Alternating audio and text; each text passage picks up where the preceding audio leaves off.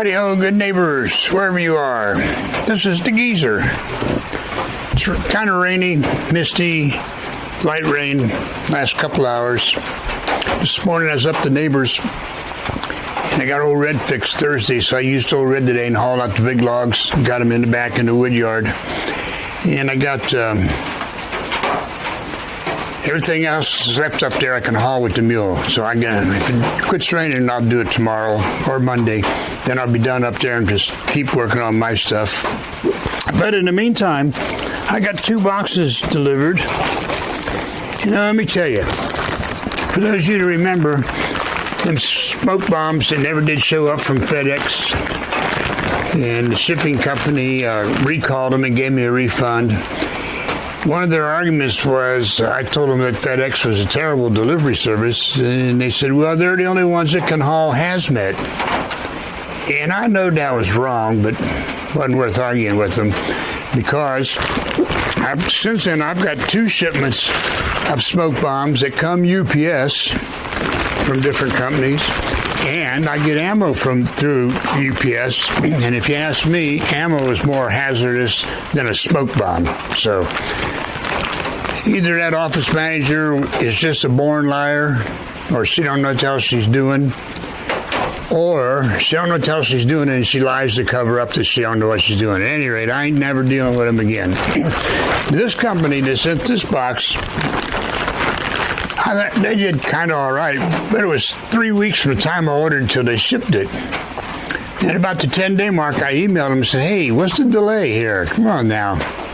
The girl wrote back and says, well, you know, sometimes people order a big order and they'll order 27 of this and 31 blue ones and 12 green ones and 87 red ones, and it takes us a while to put them kind of orders together so everything gets backed up. And my reply to him was, then you need to hire more people. Customer service is top priority, and you don't have any. But then I got my order, so that's a start. So I got a bag here. It's got 3 of them twin vent smoky thingies. Smokes out of both ends at once. I got a blue one here.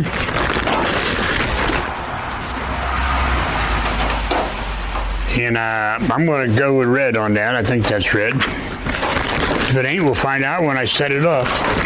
And a purple. I got purple in case my daughter's here when I set it off, because purple's her favorite color. So when I get choices on stuff, I always get some purple. Then we got some more of them EG18 thingies. Yeah, EG18. So we got a purple one and a red one.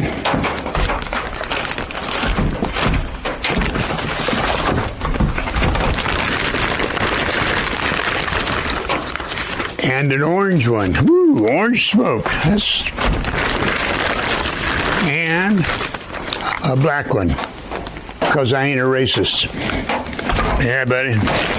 And what else is in the box here? One more item in the box here. Let's see.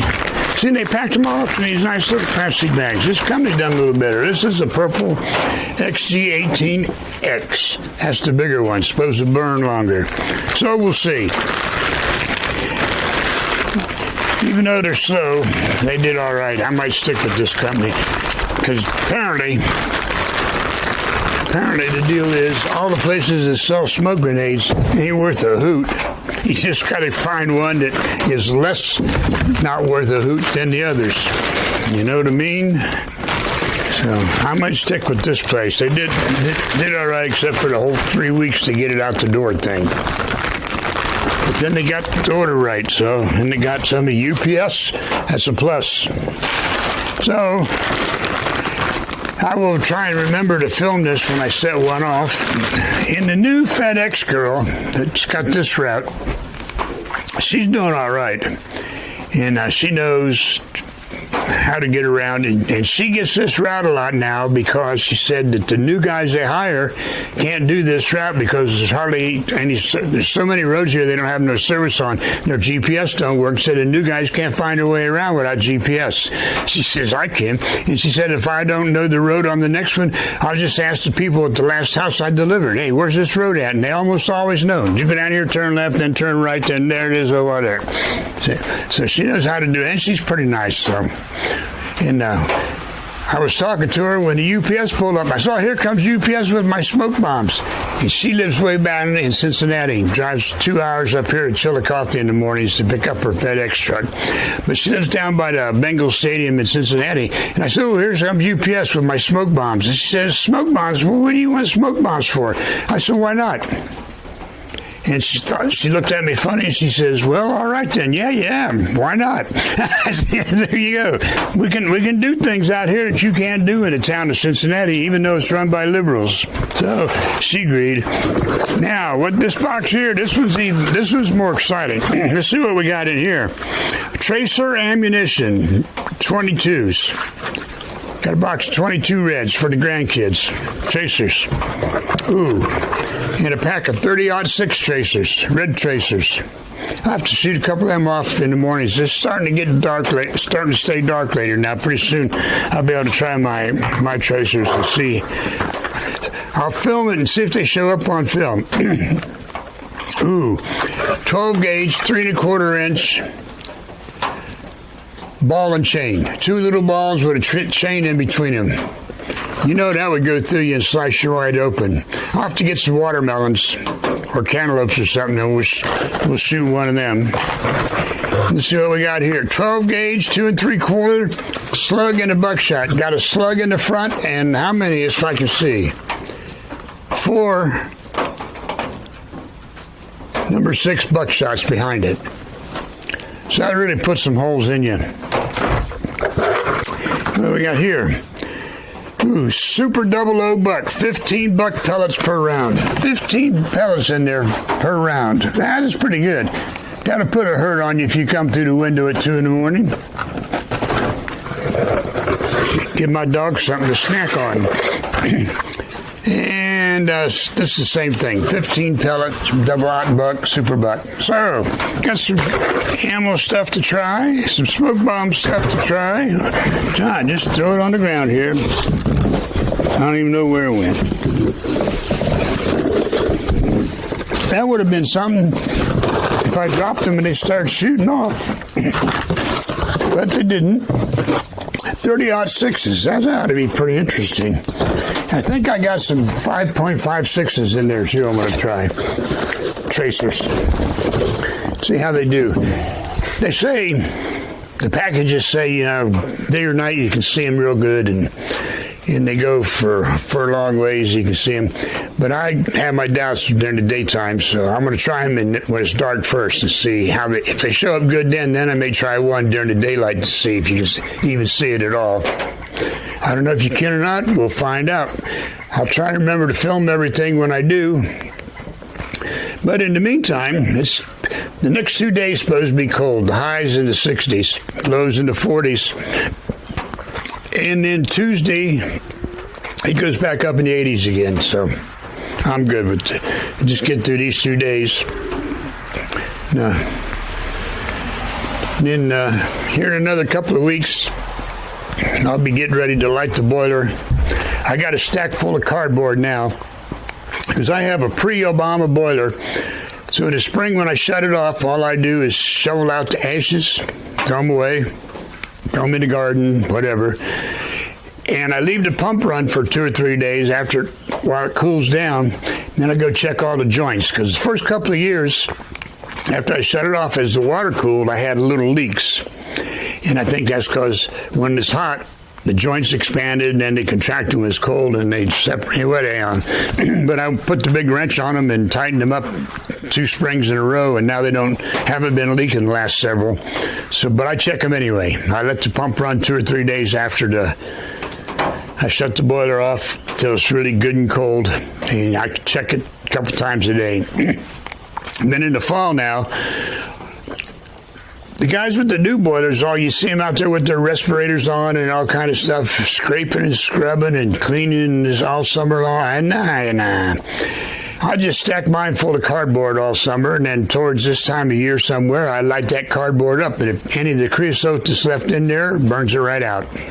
Cleans out the chimney, cleans everything. So and then I stack it full of wood, and I stack wood in the boiler like I do here. Same, I fill it up every day about 2:30 in the winter, no matter how cold it is, 0 or 40 or whatever. Stack it up just like that in the back. And there's a space in the front about 8 or 10 inches, and I put some of that little pieces of scrub in the front there. And it burns all night. Come out the next morning about 8:30, 9 o'clock and put a little bit in to get through the day. So that's all you got to do with these old. So those of you thinking of buying a boiler, see if you can find one that pre-Obama. Now, I've been told, and I don't know this for a fact, but I've been told there's a place in Michigan that buys up used boilers and reconditions them and sells them. They said he's on Facebook. I don't do Facebook, so I can't verify that. So you might want to look on there. But there's nothing to them. Firebox and a water tank and a little pump. The pumps are only 1/25 of a horsepower, so they're just little bitty things. And the reason the stuff never freezes is because once you start the boiler in the fall, that pump never shuts off. So it's circulating back to your furnace, back into the tank here, so it's 160, 180 degree water is flowing all the time. So that's why it don't freeze. So, piece of cake. And now I've got a new motor for the blower, and I got a new solenoid, and I got 5 or 6 little pumps. This stuff's all 10 years old now, and I figure sooner or later some of it's going to start failing. And you know it's going to fail on a Sunday afternoon when it's super cold and snowing like crazy. So got to have the parts on hand because it sure ain't going to be able to get none delivered. So I got the critical parts. And the blower motor didn't look too bad when I took the cover off to check it out and clean it, and it didn't. It was all right. It was good shape. And it seems to run good. I just turned it on, listened to it, and watched the air, and it seems to be all right. So, but I got a spare, and I got 5 or 6 of them little pumps back when they was $69, $79, and now they're $180. So, and they went up during COVID, and they never come back down. That's the way things work. All right, that's where we're at. And I'm going to go ahead and get a snack. I think I'll have an early supper tonight. Just because it's a miserable day, can't be outside. And I will struggle with wanting to light the boiler up. There's going to be 40 tonight. So, but I'll get by. I won't like it, but I'll get by. You'll see this next Friday at 0600. Be there or be square. Bye.